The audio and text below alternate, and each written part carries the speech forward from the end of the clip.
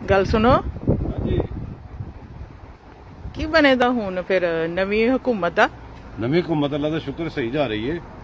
ਦੇਖੋ ਜੀ ਨਵੀਂ ਹਕੂਮਤ ਦੇ ਨਵੇਂ ਕੰਮ ਜਦੋਂ ਕਰਨਗੇ ਤੇ ਫਿਰ ਤੁਸੀਂ ਕਹਿ ਸਕਦੇ ਹੋ ਨਾ ਹਾਲੀ ਤੇ ਪਿਛਲੇ ਕੰਮ ਕੀਤੇ ਜਿਹਨਾਂ ਨੇ ਕੀਤੇ ਸੀ ਮਹਿੰਗਾਈ ਦਾ ਬੰਦੋਬਸਤ ਐਗਰੀਮੈਂਟ ਸਾਈਨ ਕੀਤੇ ਸੀ ਉਹ ਆਪ ਆ ਕਹਿ ਲੱਪੇ ਚਲੋ ਜਾਓ ਨਿਕਲੀਏ ਬਾਹਰ ਮਹਿੰਗਾਈ ਦੇ ਖਿਲਾਫ ਰੋਲਾ ਪਾਈਏ ਉਹ ਉਹਨੂੰ ਬੇਵਕੂਫ ਬਣਾ ਰਹੇ ਨੇ। ਨਵੀਂ ਹਕੂਮਤ ਜੋ ਜਿਸ ਤਰ੍ਹਾਂ ਚੱਲ ਰਹੀ ਜਿਸ ਤਰ੍ਹਾਂ ਕਨੈਕਸ਼ਨ ਉਹ ਪਾ ਰਹੀ ਸਾਰੇ ਮੈਂ ਬੜਾ ਮੁਤਮਿਨ ਹੈਗਾ ਇਸ ਵਾਸਤੇ ਅਸੀਂ ਨਹੀਂ ਸੁਣਿਆ ਉਸ ਦਾ ਕਿ ਮੈਂ ਫਲਾਣੇ ਨੂੰ ਤੁਮ ਦਿਆਂਗਾ ਫਲਾਣੇ ਨੇ ਇਹ ਕਰਤਾ ਫਲਾਣੇ ਨੇ ਉਹ ਕਰਤਾ ਮੈਂ ਨਹੀਂ ਸੁਣਿਆ। ਮੈਂ ਸਿਰਫ ਇਹ ਸੁਣ ਰਿਹਾ ਕਿ ਅੱਜ ਫਲਾਣੀ ਜਗ੍ਹਾ ਬਿਹਤਰੀ ਆ ਗਈ ਹੈ ਫਲਾਣੀ ਜਗ੍ਹਾ ਬਿਹਤਰੀ ਆ ਗਈ ਫਲਾਣੀ ਡੀਲ ਹੋ ਗਈ ਫਲਾਣੀ ਡੀਲ ਹੋ ਗਈ ਅੱਜ ਸਸਤਾ ਅੱਗੇ ਆ ਰਹੇ ਨੇ। ਪਹਿਲੇ ਕਰਦੇ ਹੀ ਕੋਈ ਕੁਛ ਨਹੀਂ ਸੀ ਉਹ ਸੂਟੇ ਲਾ ਕੇ ਖਿੱਚ ਕੇ ਉਹ ਪਾਊਡਰ ਦਾ ਸੁੱਤਾ ਰਹਿੰਦਾ ਸੀ ਬਾਕੀ ਨਾ ਬੰਦੇ ਹਵਾਰੇ ਬਾਹਰ ਮਾਂ ਭਰੇ ਗਾਲਾਂ ਕੱਢਦੇ ਫਿਰਦੇ ਸੀ ਕੁੱਤੇ ਤਰ੍ਹਾਂ ਭੌਂਕਦੇ ਫਿਰਦੇ ਸੀ। ਇਹ ਗਿੱਲ ਛਿੱਲ ਇੰਪੋਰਟ ਕੀਤੇ ਸੀ ਬਾਹਰੋਂ ਜਿਹੜੇ ਇੰਪੋਰਟ ਕੀਤੇ ਨੇ ਉਹ ਕਹਿ ਰਹੇ ਨੇ ਸਾਨੂੰ ਇੰਪੋਰਟਡ ਹਕੂਮਤ ਨਹੀਂ ਮਨਜ਼ੂਰ ਹੈਗੀ ਕੈਸੀ ਗੱਲ ਹੈ ਅੰਦਾਜ਼ਾ ਕਰੋ ਤੁਸੀਂ।